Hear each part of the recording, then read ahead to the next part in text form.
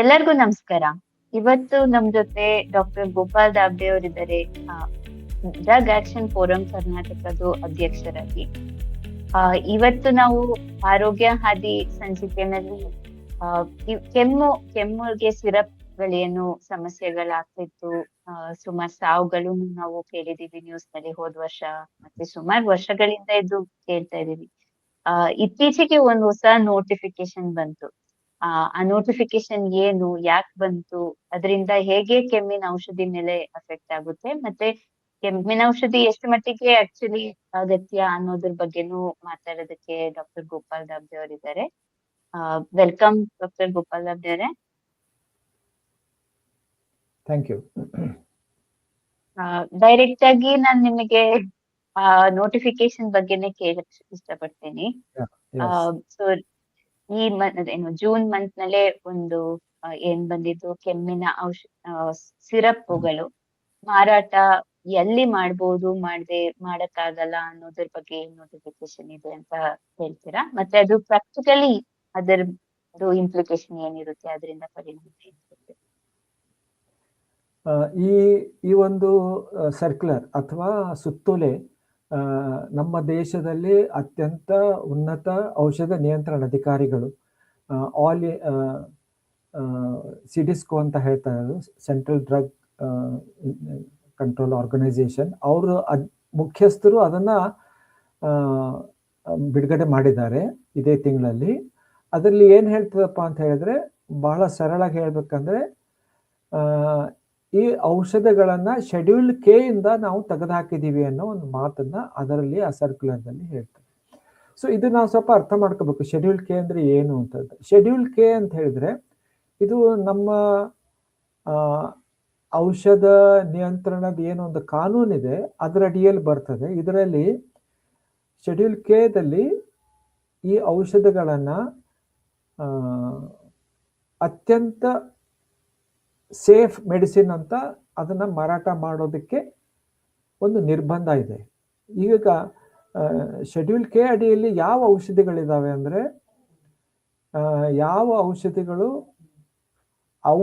ವೈದ್ಯರ ಒಂದು ಚೀಟಿ ಇಲ್ದೇನೆ ಅದನ್ನ ನಾವು ಖರೀದಿ ಮಾಡ್ಬೋದು, ಅಂಥ ಔಷಧಿಗಳು ಶೆಡ್ಯೂಲ್ ಕೆ ದಲ್ಲಿ ಇದೆ.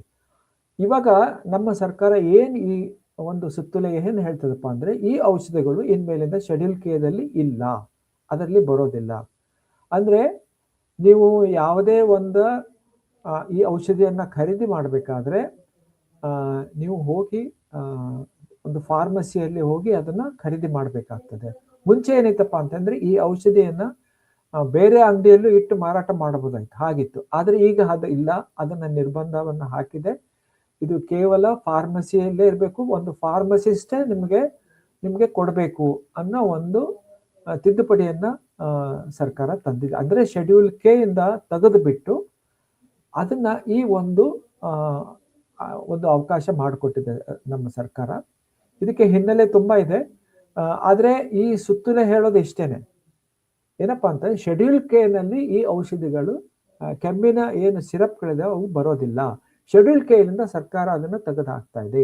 ಶೆಡ್ಯೂಲ್ ಕೆ ಅಂದ್ರೆ ಏನಪ್ಪಾ ಅಂತ ಹೇಳಿದ್ರೆ, ಯಾವ ಔಷಧಿಗಳು ಅತ್ಯಂತ ಸುರಕ್ಷಿತವಾಗಿದ್ದಾವೆ ಅಂಥವನ್ನ, ಯಾವುದನ್ನ ಒಂದು ವೈದ್ಯರ ಒಂದು ಚೀಟಿ ಇಲ್ದೇನೆ ನೀವು ತಗೊಳ್ಬಹುದು, ಅಂಥವು ಶೆಡ್ಯೂಲ್ ಕೆ ದಲ್ಲಿ ಬರ್ತಾವೆ. ಮುಂಚೆ ಅದರಲ್ಲೇ ಇತ್ತಿದು, ಕೆಮ್ಮಿನ ಸಿರಪ್ಗಳು ಅದರಲ್ಲೇ ಇತ್ತು. ಇವಾಗ ಸರ್ಕಾರ ಏನ್ ಮಾಡಿದೆ ಅಂದ್ರೆ, ಶೆಡ್ಯೂಲ್ ಕೆ ಇಂದ ಅದನ್ನ ತೆಗೆದು ಹಾಕಿದೆ.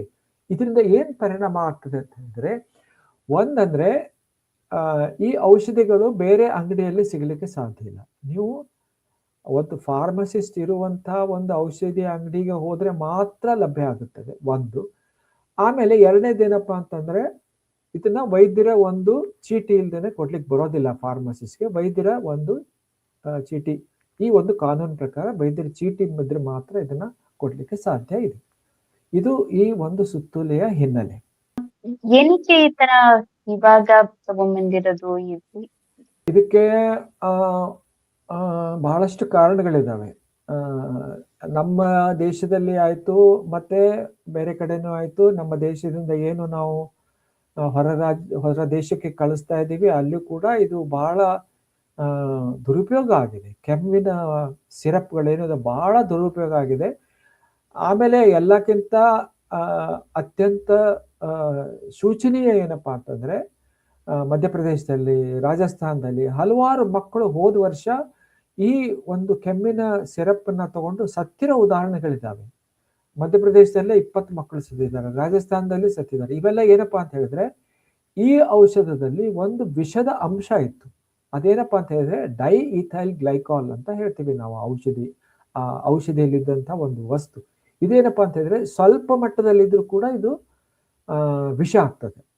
ನೋಡಿ, ಈ ಒಂದು ಕೆಮ್ಮಿನ ಸಿರಪ್ ಏನು ಇವರು ರಾಜಸ್ಥಾನದಲ್ಲಿ, ಮಧ್ಯಪ್ರದೇಶದಲ್ಲಿ ಏನು ಇದು ಮಕ್ಕಳು ತಗೊಂಡ್ರು, ಇದು ಉತ್ಪಾದನೆ ಆಗಿದ್ದು ಚೆನ್ನೈ ಅಂದ್ರೆ ತಮಿಳುನಾಡು ರಾಜ್ಯದಲ್ಲಿ. ಅಲ್ಲಿಂದ ಅವರು ಅಲ್ಲಿ ಕಳಿಸಿದಾಗ ಅದ್ರಲ್ಲಿ ಏನಪ್ಪಾ ಅಂತ ಹೇಳಿದ್ರೆ ಡೈಇಥೈಲ್ ಗ್ಲೈಕಾಲ್. ಈ ಡೈಇಥೈಲ್ ಗ್ಲೈಕಾಲ್ ಏನಪ್ಪಾ ಅಂತ ಹೇಳಿದ್ರೆ ಇದು ಮನುಷ್ಯನಿಗೆ ವಿಷ.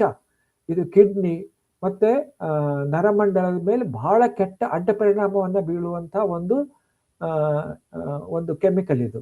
ಇದು ಯಾಕೆ ಬರ್ತದಪ್ಪ ಅಂತ ಹೇಳಿದ್ರೆ ಔಷಧ ಏನಿದು ಕೆಮ್ಮು ಸಿರಪ್ನ ಉತ್ಪಾದನೆ ಮಾಡುವಾಗ ದೋಷ ಉಂಟಾಗಿ, ಅಂದ್ರೆ ಆ ಔಷಧ ಕಂಪನಿ ಏನ್ ಮಾಡಿದೆ, ಶಾರ್ಟ್ ಕಟ್ ಹುಡುಕಿದೆ ಅಥವಾ ಏನ್ ಮಾಡಿದೆ, ಅದರಲ್ಲಿ ಕಳಪೆ ಅಂಶಗಳನ್ನ ಸೇರಿಸಿ ಔಷಧವನ್ನ ಉತ್ಪಾದನೆ ಮಾಡಿದೆ. ಇದರಿಂದ ಸುಮಾರಷ್ಟು ಮಕ್ಕಳು ರಾಜಸ್ಥಾನದಲ್ಲೂ ಸತ್ತಿದ್ದಾರೆ, ಆಮೇಲೆ ಮಧ್ಯಪ್ರದೇಶದಲ್ಲೂ ಸತ್ತಿದ್ದಾರೆ. ಇದಲ್ದೇನೆ ಈಗ ಹೋದ ವರ್ಷ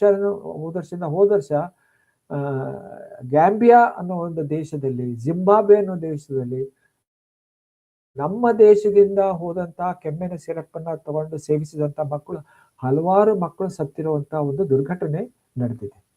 ಇದು ಕೂಡ ಏನಿದೆ, ಯಾಕಂದ್ರೆ ಈ ಘಟನೆ ಯಾಕಾಯ್ತು ಅಂತ ನಾವು ನೋಡಿದಾಗ ಅದರಲ್ಲಿ ಉತ್ಪಾದನೆಯ ಸಮಯದಲ್ಲಿ ಇದು ಗುಣಮಟ್ಟದಿರಲಿಲ್ಲ, ಕಳಪೆ ಇತ್ತು ಅನ್ನೋ ಅಂಶ ಕಂಡು ಬಂದಿದೆ. ಮತ್ತೆ ವಿಶ್ವ ಆರೋಗ್ಯ ಸಂಸ್ಥೆ ಕೂಡ ಭಾರತ ಸರ್ಕಾರಕ್ಕೆ ಎಚ್ಚರಿಕೆ ಕೊಟ್ಟಿದೆ. ಏನಪ್ಪಾ ಅಂತ ಹೇಳಿದ್ರೆ ಈ ತರ ನಿಮ್ಮ ದೇಶದಿಂದ ಹಾನಿ ಉಂಟು ಮಾಡುವಂತ ಒಂದು ಕೆಮ್ಮಿನ ಸಿರಪ್ಗಳು ಬೇರೆ ರಾಜ್ಯಕ್ಕೆ ನೀವು ರವಾನಿಸ್ತಾ ಇದ್ದೀರಾ, ಅದಕ್ಕೆ ಇದನ್ನ ನೀವು ನಿಯಂತ್ರಿಸಬೇಕು, ಸರಿಯಾಗಿ ನಿಯಂತ್ರಿಸಬೇಕು ಅಂತ ಹಿನ್ನೆಲೆಯಲ್ಲಿ ಈ ಒಂದು ಸುತ್ತೋಲೆಯನ್ನ ಸರ್ಕಾರ ತಂದಿದೆ. ಹಾಗಾದ್ರೆ ನೀವ್ ಹೇಳ್ತಾ ಇರೋದು ಈ ಕಾಫ್ ಸಿರಪ್ ಮತ್ತು ಸಾಮಾನ್ಯವಾಗಿ ಮಕ್ಳಿಗಾಗ್ಲಿ ದೊಡ್ಡವರಾಗ್ಲಿ ಕೆಮ್ಮು ಅಂದ ತಕ್ಷಣ ಕಾಫ್ ಸಿರಪ್ ತಗೊಳ್ಳೋದು ತುಂಬಾ ಸಹಜವಾದ ಒಂದು ಪ್ರಾಕ್ಟೀಸ್ ಅಂತಾನೆ ಹೇಳ್ಬೋದು.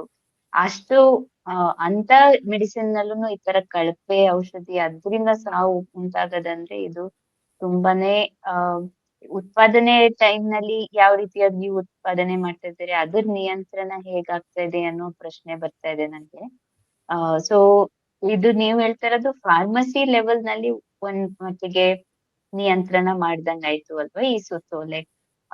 ಅದು ಬೇರೆ ಅಂಗಡಿಗಳಲ್ಲಿ ಮಾರಾಟ ಮಾಡಂಗಿಲ್ಲ, ಫಾರ್ಮಸಿಸ್ಟೇ ಅದನ್ನ ಮಾಡ್ಬೇಕು, ಲೈಸೆನ್ಸ್ಡ್ ಇರುವಂತ ಫಾರ್ಮಸಿನಲ್ಲೇ ನಾವು ಕಾಫ್ ಸಿರಪ್ ತಗೊಳಕ್ ಆಗೋದು ಅನ್ನೋ ರೀತಿ.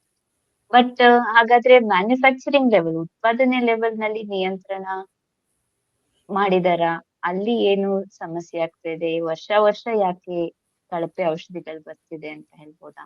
ನಮ್ಮ ದೇಶದಲ್ಲಿ ಔಷಧ ನಿಯಂತ್ರಣಾಧಿಕಾರಿ ಇದ್ದಾರೆ. ಅದು ದೇಶ ಮಟ್ಟದಲ್ಲಿ ಇದ್ದಾರೆ, ರಾಜ್ಯ ಮಟ್ಟದಲ್ಲಿ ಇದ್ದಾರೆ, ಆಮೇಲೆ ಪ್ರತಿ ಜಿಲ್ಲೆಯಲ್ಲೂ ಒಬ್ರು ಔಷಧ ನಿಯಂತ್ರಣಾಧಿಕಾರಿ ಇರ್ತಾರೆ ನಮ್ಮ ದೇಶದಲ್ಲಿ. ಈ ಔಷಧ ನಿಯಂತ್ರಣಾಧಿಕಾರಿ ಜವಾಬ್ದಾರಿ ಏನಪ್ಪಾ ಅಂತ ಹೇಳಿದ್ರೆ ಅವರು ಎಲ್ಲೆಲ್ಲಿ ಔಷಧ ಕಂಪನಿಗಳು ಔಷಧ ಉತ್ಪಾದನೆ ಮಾಡ್ತಾ ಇದ್ದಾರೆ ಅಲ್ಲಿ ಹೋಗಿ ಭೇಟಿ ಕೊಡ್ಬೇಕು. ಭೇಟಿ ಕೊಟ್ಟು ಅವರು ಸರಿಯಾಗಿ ದಾಖಲೆಗಳನ್ನ ಇಟ್ಟಿದಾರೋ ಇಲ್ಲೋ ಅಂತ ನೋಡ್ಬೇಕು. ಇದು ಕಡ್ಡಾಯ. ಇದು ಒಂದು ಬಹಳ ಮಹತ್ವವಾದಂತ ಒಂದು ಅಂಶ. ಯಾಕಂದ್ರೆ ಈ ಒಂದು ಔಷಧ ಉತ್ಪಾದನೆ ಮಾಡುವಂತ ಕಂಪನಿ ಹತ್ರ ಏನು ಒಂದು ಎಲಿಮೆಂಟ್ ಅಥವಾ ಏನೋ ಒಂದು ಔಷಧಿ ಅವ್ರ ಹತ್ರ ಬರ್ತದೆ, ಬಂದ ತಕ್ಷಣ ಅದು ಯಾರು ತಂದ್ಕೊಟ್ರು, ಎಷ್ಟೊತ್ತಿಗೆ ತಂದ್ಕೊಟ್ರು, ಅದನ್ನ ಅವ್ರು ತರುವಾಗ ಹೇಗೆ ಅದನ್ನ ಮೇಂಟೈನ್ ಮಾಡಿದ್ರು, ಪ್ರತಿಯೊಂದು ಮಾಹಿತಿನೂ ಅದರಲ್ಲಿ ಇರಬೇಕು. ಆ ಮಾಹಿತಿಗಳನ್ನ ಅವರು ಸರಿಯಾಗಿ ಅನುಮೋದನೆ ಮಾಡಿ ಅವರು ಅದಕ್ಕೊಂದು ಶೀಟ್ ಎಲ್ಲ ಇರ್ತದೆ, ಅದರಲ್ಲಿ ದಾಖಲೆ ಮಾಡಿ ಇಟ್ಟಿದ್ರೆ ಆ ಔಷಧ ನಿಯಂತ್ರಣಾಧಿಕಾರಿ ಹೋಗಿ ನೋಡಿ ಅದನ್ನ ನೋಡ್ಬೇಕು ಯಾವ ರೀತಿಯಾಗಿ ಮೇಂಟೈನ್ ಮಾಡಿದಾರಪ್ಪ ಅಂತ ಹೇಳಿ. ಅದೆಲ್ಲ ಸರಿಯಾಗಿತ್ತಪ್ಪ ಅಂತಂದ್ರೆ ಅವರು ಔಷಧ ಉತ್ಪಾದನೆ ಒಟ್ಟ ಯಾವುದೇ ಔಷಧಿಯನ್ನ ಸರಿಯಾಗಿ ಮಾಡ್ತಾ ಇದ್ದಾರೆ ಅಂತ. ಆದರೆ ಅದು ಇದೆಲ್ಲ ನೋಡೋದ್ರಿಂದ ನಮ್ಗೇನ್ ಗೊತ್ತಾಗ್ತದೆ ಅಂತಂದ್ರೆ ಇದರಲ್ಲಿ ಬಹಳಷ್ಟು ವೈಫಲ್ಯಗಳಿದ್ದಾವೆ, ಇದು ಆಗ್ತಾ ಇದೆ. ಇದು ಒಂದು. ಆಮೇಲೆ ಔಷಧ ನಿಯಂತ್ರಣ ಅಧಿಕಾರಿಗಳೇನಿದ್ದಾರೆ ಅಂದ್ರೆ ಕೇಂದ್ರದಲ್ಲಿ, ಅವರು ಔಷಧಗಳಿಗೆ ಉತ್ಪಾದನೆಗೆ ಅವರು ಪರ್ಮಿಷನ್ ಕೊಡ್ಬೇಕು. ಇವಾಗ ಒಂದು ಕಂಪನಿ ಇದೆ, ಅವರು ಒಂದು ಪತ್ರ ಬರೀತಾರೆ, ನಾವು ಈ ತರ ಒಂದು ಔಷಧಿಯನ್ನು ಮಾಡ್ತಾ ಇದೀವಿ, ಇದಕ್ಕೆ ನೀವು ಪರ್ಮಿಷನ್ ಕೊಡಿ ಅಂತ ಹೇಳಿ.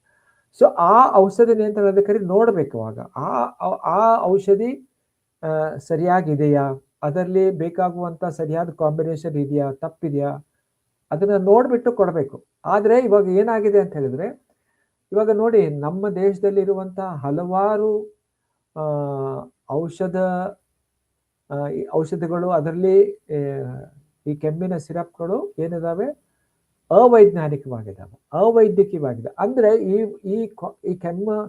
ಈ ಕಾಫ್ ಸಿರಪ್ಗಳು ನಮ್ಮ ವೈದ್ಯಕೀಯ ಶಾಸ್ತ್ರದ ಪುಸ್ತಕದಲ್ಲಿ ಉಲ್ಲೇಖನೇ ಇಲ್ಲ. ಅಂತ ಒಂದು ಔಷಧ ಕೆಮ್ಮಿನ ಸಿರಪ್ಗಳು ನಮ್ಮ ಪೇಟೆಯಲ್ಲಿ ಇದಾವೆ ಇವತ್ತು.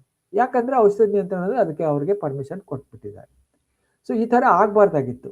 ಅವೈಜ್ಞಾನಿಕ ಔಷಧಿಗಳು ಅಂತ ಹೇಳ್ತಾ ಇದ್ದೀರಾ? ಅಂದ್ರೆ ಇದು ಫಿಕ್ಸ್ ಡೋಸ್ ಕಾಂಬಿನೇಷನ್ಸ್ ಅಂತ ಏನ್ ಹೇಳ್ತೀವಿ, ಅದ್ರ ಬಗ್ಗೆ ಮಾತಾಡ್ತಿದ್ದೀರಾ?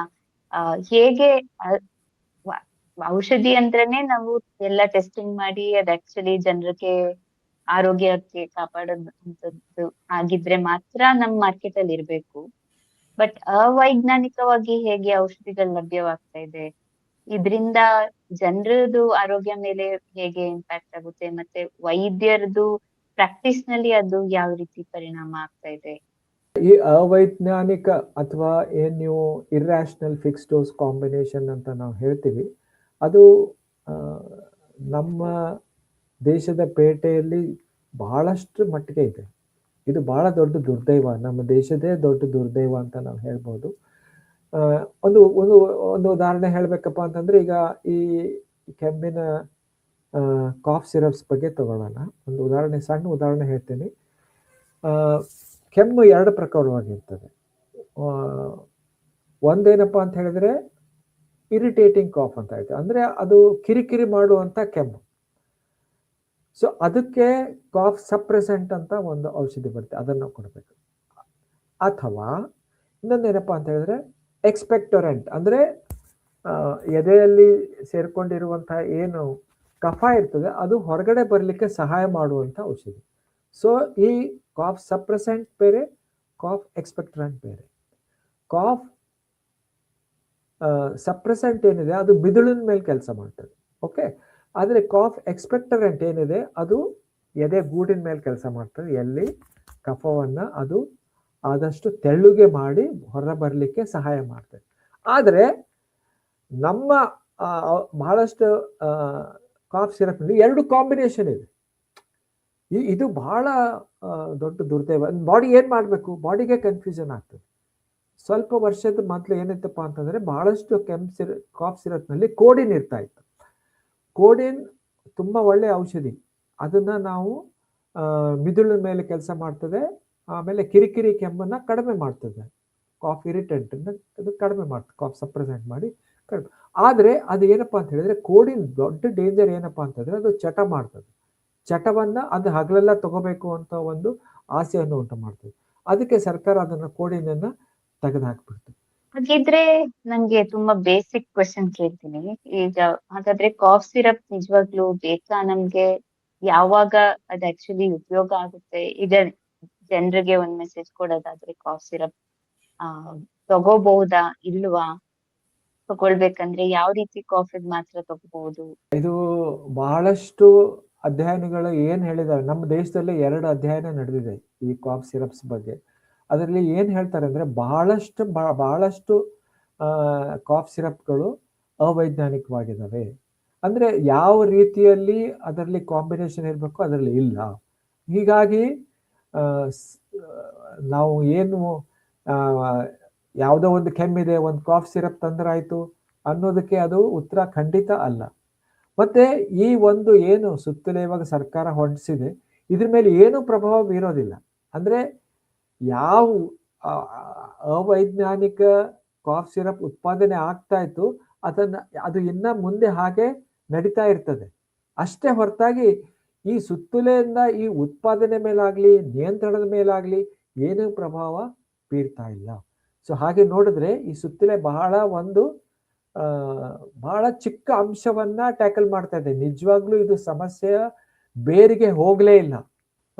ನಲ್ಲಿ ಸೋರ್ತಾ ಇದೆ, ವಾಶ್ ಬೇಸಿನಲ್ಲಿ ತುಂಬ ಹರಿತಾ ಇದೆ, ಆದ್ರೆ ಆ ವಾಶ್ ಬೇಸಿನಿಂದ ಹೊರಗಡೆ ಹೋಗೋ ಪೈಪ್ ಮುರಿದೋಗ್ಬಿಟ್ಟಿದೆ. ಸೊ ಇವಾಗ ಏನ್ ಮಾಡ್ಬೇಕು ನಾವು? ಆ ನಲ್ಲಿನ ರಿಪೇರ್ ಮಾಡಬೇಕು, ಆ ಪೈಪನ್ನ ರಿಪೇರ್ ಮಾಡಬೇಕು. ಅದೆಲ್ಲ ಇದು ಯಾವುದು ಅದನ್ನ ಅಡ್ರೆಸ್ ಮಾಡ್ತಾ ಇಲ್ಲ, ಮೂಲ ಸಮಸ್ಯೆಗಳನ್ನ ಅಡ್ರೆಸ್ ಮಾಡ್ತಾ ಇಲ್ಲ. ಅದು ಬಿಟ್ಟು ಏನ್ ಮಾಡ್ತಾ ಇದೆ? ನೆಲ ಒರೆಸ್ತಾ ಇದೆ ಇದು. ಸೊ ಆ ರೀತಿಯಾಗಿ ನೋಡೋದ್ರಿಂದ ಇದು ಈ ಒಂದು ಸುತ್ತಲೇ ಬಹಳ ಒಂದು ಕಡಿಮೆ ಪ್ರಭಾವ ಬೀರುವಂಥದ್ದು. ಅಷ್ಟೇ ಅಲ್ಲ, ಇನ್ನ ದೊಡ್ಡ ದುರ್ದೈವ ಅಂತ ಹೇಳಿದ್ರೆ, ನಾನೇನು ಮಧ್ಯಪ್ರದೇಶದಲ್ಲಿ ಬಹಳಷ್ಟು ಮಕ್ಕಳು ತೀರ್ಕೊಂಡ್ರು ಅಂತ ಹೇಳಿದ್ರೆ, ಒಬ್ಬ ಡಾಕ್ಟರ್ ಮೇಲೆ ಕೇಸ್ ಹಾಕಿ ಅವನ್ನ ಜೈಲಿನಲ್ಲಿ ಇಟ್ಟಿದ್ದಾರೆ. ಯಾವ ಔಷಧ ಕಂಪನಿ ಉತ್ಪಾದಕರ ಮೇಲೆ ಕೇಸ್ ಹಾಕ್ಬೇಕಾಗುತ್ತೆ, ಅದನ್ನ ಬಿಟ್ಟು ಯಾವ ವೈದ್ಯ ಅದನ್ನ ಪ್ರಿಸ್ಕ್ರೈಬ್ ಮಾಡಿದ್ನೋ ಅವನ್ನ ತಗೊಂಡೋಗಿ ಜೈಲಲ್ಲಿ ಹಾಕಿದ್ದಾರೆ. ಯಾವುದೇ ವೈದ್ಯರಿಗೆ ಈ ಔಷಧ ಕಳಪೆ ಇದೆಯೋ ಗುಣಮಟ್ಟದಿದೆಯೋ ಅಂತ ಗೊತ್ತಾಗ್ಲಿಕ್ಕೆ ಸಾಧ್ಯನೇ ಇಲ್ಲ. ಯಾಕಂದ್ರೆ ಅವ್ರ ಹತ್ರ ಏನನ್ನ ಒಂದು ಟೆಸ್ಟ್ ಮಾಡೋದಕ್ಕೆ ಲ್ಯಾಬ್ ಇರೋದಿಲ್ಲ, ಏನು ಫೆಸಿಲಿಟಿ ಇರೋದೇ ಇಲ್ಲ. ಅವ್ರು ಏನು ಪೇಟೆಯಲ್ಲಿ ಬಂದ್ರೆ ಅದು ಗುಣಮಟ್ಟದೆ ಅಂತ ತಿಳ್ಕೊಂಡು ಅವರು ಅದನ್ನ ಒಂದು ರೋಗಿಗೆ ಪ್ರಿಸ್ಕ್ರೈಬ್ ಮಾಡ್ತಾರೆ. ಆದ್ರೆ ಇಲ್ಲಿ ಏನಾಗಿದೆಪ್ಪ ಅಂತ ಹೇಳಿದ್ರೆ, ಆ ಡಾಕ್ಟರ್ನೇ ತಗೊಂಡೋಗಿ ಜೈಲಿಗೆ ಹಾಕ್ಬಿಟ್ಟಿದ್ದಾರೆ. ಸೊ ಈ ತರ ಬಹಳಷ್ಟು ವಿಚಿತ್ರ ಎಲ್ಲ ಘಟನೆಗಳು ನಡೀತಾ ಇದೆ ಇವಾಗ ನಿಯಂತ್ರಣದಲ್ಲಿ. ನಿಯಂತ್ರಣ ಬಗ್ಗೆ ಮಾತಾಡೋದಾದ್ರೆ ನೀವು 3 ಅಂಶ ಹೇಳಿದ್ರಿ. ಒಂದು ಔಷಧಿ ನಿಯಂತ್ರಣ ಅಧಿಕಾರಿ ಅಂದ್ರೆ ಡ್ರಗ್ ಇನ್ಸ್ಪೆಕ್ಟರ್ ಅನ್ಸುತ್ತೆ ಅಲ್ವಾ? ಡ್ರಗ್ ಇನ್ಸ್ಪೆಕ್ಟರು ಇನ್ಸ್ಪೆಕ್ಷನ್ ಮಾಡ್ಬೇಕು. ಈಗಾಗ್ಲೇ ಉತ್ಪಾದನೆ ಮಾಡ್ತಿರುವಂತ ಕಂಪನಿಗಳಿಗೆ ಒಂದು ಇನ್ಸ್ಪೆಕ್ಷನ್ ಮಾಡ್ಬೇಕು. ಉತ್ಪಾದನೆ ಮಾಡಕ್ಕೂ ಮುಂಚೆ ಸರಿಯಾದ ಪರ್ಮಿಷನ್, ಎಲ್ಲಾನು ಉತ್ಪಾದನೆ ಮಾಡಕ್ಕೆ ಒಳ್ಳೆ ಸ್ಟ್ಯಾಂಡರ್ಡ್ ಕಂಡೀಷನ್ಸ್ ಇದೆಯಾ ಅಂತ ನೋಡಿ ಪರ್ಮಿಷನ್ ಕೊಡ್ಬೇಕು. ಮತ್ತೆ ಅವ್ರು ಏನ್ ಮೆಡಿಸಿನ್ ಉತ್ಪಾದನೆ ಮಾಡ್ತಾ ಇದಾರೆ ಅದು ನಿಜವಾಗ್ಲೂ ವೈಜ್ಞಾನಿಕವಾಗಿದ್ಯಾ ಇಲ್ವಾ ನೋಡ್ಬೇಕು. ಇದು ಎಷ್ಟು ಮಟ್ಟಿಗೆ ಆಗ್ತಾ ಇದೆ, ಯಾಕೆ ಇದು ನನಗನ್ಸೋದು ಇದು ಸರಿಗಾಗ್ತಿದ್ರೆ ಇವಾಗ ನಮ್ ಮಾರ್ಕೆಟ್ ನಲ್ಲಿ ಈ ತರ ಕಳಪೆ ಔಷಧಿ ಆಗ್ಲಿ ಅಥವಾ ಅವೈಜ್ಞಾನಿಕ ಔಷಧಿ ಆಗ್ಲಿ, ಔಷಧಿಯಿಂದ ಸಾವುಗಳಾಗ್ಲಿ ಆಗ್ತಾ ಇರ್ಲಿಲ್ಲ ಅಲ್ಲ. ಸೊ ಆ ನಿಯಂತ್ರಣದಲ್ಲಿ ಎಲ್ಲಿ ಗ್ಯಾಪ್ ಆಗ್ತಾ ಇದೆ, ಹೆಂಗೆ ಅದನ್ನ ಸರಿಪಡಿಸ್ಬೇಕು ಅಂತ ನಿಮ್ಮ ಅನಿಸಿಕೆ? ನಮ್ಮ ದೇಶದ ಔಷಧ ನಿಯಂತ್ರಣಾಧಿಕಾರಿ ಜನಪರವಾಗಿ ಇಲ್ಲ, ಅದರಲ್ಲಿ ಇವಾಗ ಎರಡನೇ ಮಾತಿಲ್ಲ. ಮತ್ತೆ ಇದು ಬಹಳ ಸರಿ ಚರ್ಚೆ ಆಗಿದೆ, ಮತ್ತೆ ಇದು ಬಹಳ ಸರಿ ಮನವಿಯನ್ನ ನಾವು ಕೊಟ್ಟಿದ್ದೀವಿ. ಆದ್ರೆ ಇದು ಏನಪ್ಪಾ ಅಂತ ಹೇಳಿದ್ರೆ, ಮುಖ್ಯವಾಗಿ ಸರ್ಕಾರ ಬಹಳ ಸರಿ ಏನಪ್ಪಾ ಅಂತ ಹೇಳಿದ್ರೆ ಔಷಧ ಕಂಪನಿಗಳ ಪರವಾಗೇನೆ ಇರ್ತದೆ. ಅದು ಜನಪರವಾಗಿರ್ಬೇಕು, ಅಥವಾ ಜನರಿಗೆ ಉಪಯೋಗ ಆಗುವಂತ ಔಷಧಿಗಳನ್ನ ಲಭ್ಯ ಆಗುವ ಹಾಗೆ ಮಾಡೋದೇ ಅವ್ರ ಕೆಲಸ ಆಗ್ಬೇಕು. ಆದ್ರೆ ದುರ್ದೈವ ಅಂದ್ರೆ ಆ ಥರ ಆಗ್ತಾ ಇಲ್ಲ. ಈ ಕೆಮ್ಮಿನ ಸಿರಪ್ ಅಷ್ಟೇ ಅಲ್ಲ, ಈ ಯಾವುದೇ ಒಂದು ಗುಂಪಿನ ಔಷಧಗಳನ್ನ ತಗೊಳ್ಳಿ ನೀವು, ಅಲ್ಲಿ ಬಹಳಷ್ಟು ಮಟ್ಟಿಗೆ ನೀವು ಏನ್ ಮಾಡ್ತೀರಾ, ಈ ತರ ನಮ್ಮ ವೈದ್ಯಕೀಯ ಶಾಸ್ತ್ರದಲ್ಲಿ ಉಲ್ಲೇಖ ಆಗದೆ ಇರುವಂತ ಔಷಧಿಗಳು ಬಹಳಷ್ಟು ಕಾಣ್ತಾ ಇದೀವಿ ನಾವು. ಒಂದು ಉದಾಹರಣೆ ಹೇಳ್ಬೇಕಂದ್ರೆ ಆಂಟಿಬಯೋಟಿಕ್ಸ್ ತಗೊಳ್ಳಿ, ಎಷ್ಟೊಂದು ಇದಾವೆ ಈ ತರ ಫಿಕ್ಸ್ ಡೋಸ್ ಕಾಂಬಿನೇಷನ್ಸ್. ಇದರಿಂದ ದೊಡ್ಡ ಅನಾಹುತ ಆಗ್ತಾ ಇದೆ. ಏನಪ್ಪಾ ಅಂತ ಹೇಳಿದ್ರೆ ಆಂಟಿ ಮೈಕ್ರೋಬಿಯಲ್ ರೆಸಿಸ್ಟೆನ್ಸ್.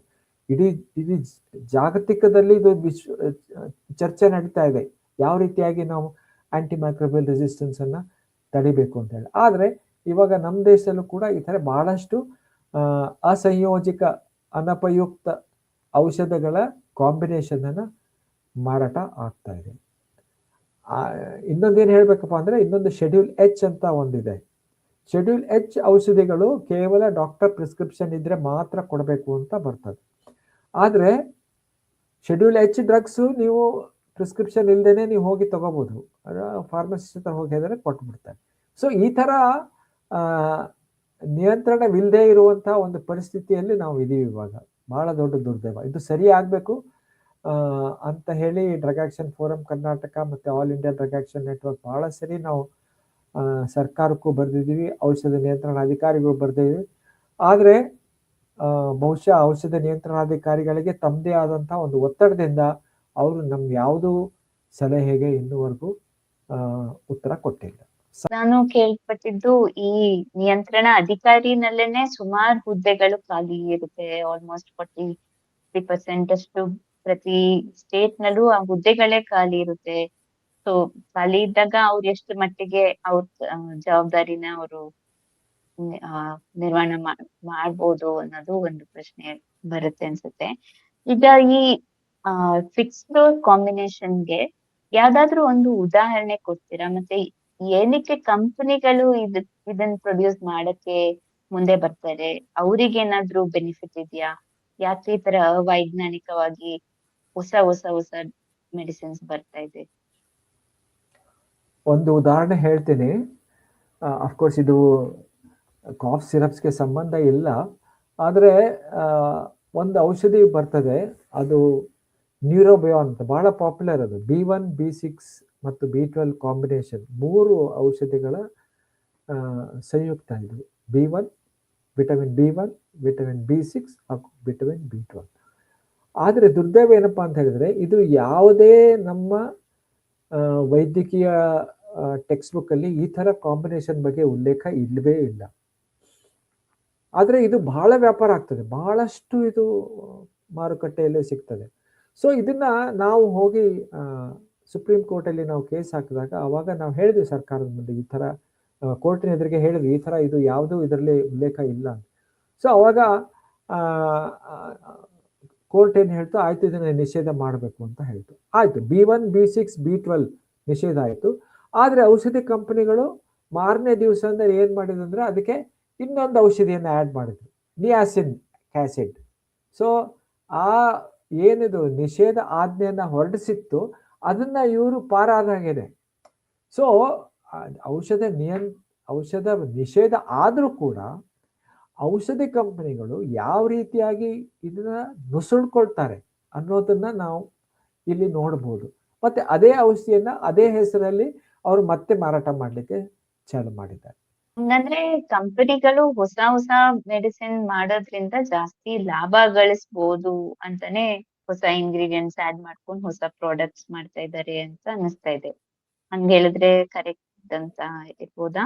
ಒಟ್ಟಾರೆ ಏನಪ್ಪಾ ಅಂತ ಹೇಳಿದ್ರೆ, ಅವರು ಕಂಪನಿಗಳು ಏನ್ ಮಾಡ್ತಾರಪ್ಪ ಅಂತ ಹೇಳಿದ್ರೆ, ಯಾವ ಬ್ರ್ಯಾಂಡ್ ಹೆಚ್ಚು ಮಾರಾಟ ಆಗ್ತಾ ಇದೆ ಅದ್ರ ಮೇಲೆ ಹೆಚ್ಚು ಫೋಕಸ್ ಮಾಡ್ತಾರೆ. ಅದನ್ನ ಹೇಗಾದ್ರೂ ಮಾಡಿ ವ್ಯಾಪಾರವನ್ನ ನಾವು ಕಂಟಿನ್ಯೂ ಮಾಡ್ಬೇಕು, ಅದನ್ನ ಮುಂದುವರಿಸ್ಬೇಕು. ಆ ವ್ಯಾಪಾರವನ್ನ ನಿಲ್ಲಿಸಬಾರ್ದು. ಯಾಕಂದ್ರೆ ಅದರಲ್ಲಿ ಬಹಳಷ್ಟು ಅವರಿಗೆ ಹಣ ಸಿಗ್ತಾ ಇದೆ, ಬಹಳಷ್ಟು ಪ್ರಾಫಿಟ್ ಸಿಗ್ತಾ ಇದೆ. ಅದೇ ಒಂದು ಗುರಿ ಅವ್ರದ್ದು. ಹೋದ್ ತಿಂಗಳು ಒಂದು 16 ಮೆಡಿಸಿನ್, ಬೇರೆ ಮೆಡಿಸಿನ್ಸ್ ಫಿಕ್ಸ್ ಡೋಸ್ ಕಾಂಬಿನೇಷನ್ ಅವೈಜ್ಞಾನಿಕವಾಗಿದೆ ಅಂತ ಮತ್ತೆ ಬ್ಯಾನ್ ಮಾಡ್ದಂಗಿತ್ತು. ಸೊ ಇದು ಮಾರುಕಟ್ಟೆಗೆ ಬಂದಾದ್ಮೇಲೆ ಆಗ್ತಾ ಇರುವಂತ ಒಂದು ಕೆಲಸ ಅಲ್ಲ, ಅದಕ್ಕೂ ಮುಂಚೆನೆ ಈಗ ಒಂದು ಹೊಸ ಕಂಪನಿ ಒಂದ್ ಕಂಪನಿ ಒಂದ್ ಹೊಸ ಫಿಕ್ಸ್ ಡೋಸ್ ಕಾಂಬಿನೇಷನ್ ನ ತಯಾರು ಮಾಡ್ಬೇಕಾದ್ರೆ ಅದಕ್ಕೆ ಪರ್ಮಿಷನ್ ಅನ್ನೋದು ಇರಲ್ವಾ? ಆ ಟೈಮ್ ನಲ್ಲೇನೆ ಇವನ್ನೆಲ್ಲ ಟೆಸ್ಟಿಂಗ್ ಮಾಡಿ ಇದು ಅವೈಜ್ಞಾನಿಕ ಅಂತ ಅಲ್ಲೇ ನಿಯಂತ್ರಣ ಮಾಡ್ತಾ ಇಲ್ವಾ ಅಂತ? ಅಲ್ಲ, ಹಾಗಾಗ್ಬೇಕು. ನೀವೇನ್ ಹೇಳ್ತಾ ಇದ್ದೀರಲ್ಲ ಕರೆಕ್ಟ್. ಈಗ ಒಂದು ಕಂಪನಿ ಇದೆ, ಅದು ಒಂದು ಔಷಧಿಯನ್ನ ಉತ್ಪಾದನೆ ಮಾಡ್ಬೇಕಪ್ಪ ಅಂತಂದ್ರೆ ಅವರು ಅದಕ್ಕೆ ಪರ್ಮಿಷನ್ ತಗೊಳ್ಬೇಕು ಡ್ರಗ್ ಕಂಟ್ರೋಲರ್ ಇಂದ. ಆ ಡ್ರಗ್ ಕಂಟ್ರೋಲ್ ಇಂದ ಪರ್ಮಿಷನ್ ತಗೋಬೇಕಂದ್ರೆ ಅದಕ್ಕೆ ಎಲ್ಲ ಅವ್ರಿಗೆ ಮಾಹಿತಿಯನ್ನ ಒದಗಿಸ್ಬೇಕು. ಆವಾಗ ಔಷಧ ನಿಯಂತ್ರಣಾಧಿಕಾರಿ ನೋಡ್ಬೇಕು, ಇಲ್ಲ ಇದು ವೈಜ್ಞಾನಿಕವಾಗಿದೆಯಾ ಅವೈಜ್ಞಾನಿಕವಾಗಿದೆಯಾ. ಈಗ ಕೆಲವು ವರ್ಷಗಳ ಹಿಂದೆ 8-9 ವರ್ಷ ಹಿಂದೆ ಏನಾಗಿತ್ತಪ್ಪ ಅಂತಂದ್ರೆ, ಒಂದು ಈ ನಮ್ಮ ಕೆಲವು ರಾಜ್ಯಗಳಿಗೆ ಕೂಡ ರಾಜ್ಯದ ಔಷಧ ನಿಯಂತ್ರಣಾಧಿಕಾರಿಗಳಿಗೂ ಇದನ್ನ ಪರ್ಮಿಷನ್ ಕೊಟ್ಟಿದ್ರು, ಅವ್ರು ಹೊಸ ಔಷಧಿಗೆ ಪರ್ಮಿಷನ್ ಕೊಡ್ಬೋದು ಅಂತ ಹೇಳಿ. ಆವಾಗಂತೂ ಕೇವಲ 2-3 ವರ್ಷದಲ್ಲಿ ನಮ್ಮ ದೇಶದಲ್ಲಿ ಹಲವಾರು ಅನಾವಶ್ಯಕ ಈ ಸಂಯುಕ್ತತೆಗಳು ಏನು ಕಾಂಬಿನೇಷನ್ ಅಂತ ಹೇಳ್ಬಿಟ್ಟು ಅವೆಲ್ಲ ಪೇಟೆಗೆ ಬಂದ್ಬಿಟ್ಟು, ಇದು ಬಹಳ ದೊಡ್ಡದು.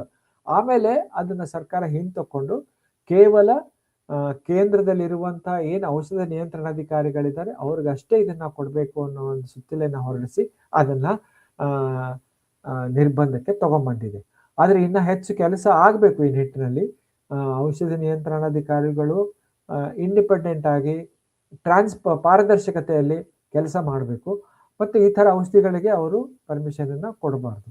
ನಾನು ಒಂದು ಉದಾಹರಣೆ ಹೇಳ್ತೀನಿ. ಸ್ವೀಡನ್ ನಲ್ಲಿ ಒಂದು ಕಾನೂನು ಇತ್ತು, ಏನಪ್ಪಾ ಅಂತ ಹೇಳಿದ್ರೆ, ನೀವು ಇನ್ನೊಂದು ಔಷಧಿಯನ್ನ ತರಬೇಕಾದ್ರೆ ಮೊದಲು ಏನಿದೆ ಪೇಟೆಯಲ್ಲಿ ಅದಕ್ಕಿಂತ ಉತ್ತಮ ಏನಾದರೂ ಗುಣ ಇದ್ರೆ ಮಾತ್ರ ತರಬಹುದು ಅನ್ನೋ ಒಂದು ಸಣ್ಣ ಕಾನೂನಿತ್ತು. ಅದರಿಂದ ಅವರು ಏನ್ ಮಾಡಿದ್ರಪ್ಪ ಅಂತ ಹೇಳಿದ್ರೆ ಸಾವಿರಾರು ಔಷಧಿಗಳನ್ನ ತಡೆಗಟ್ಟಿದ್ರು. ಈ ತರ ಪೇಟೆಯಲ್ಲಿ ಬರೋದಕ್ಕೆ ಅವರು ಯಶಸ್ವಿಯಾಗಿದ್ರು.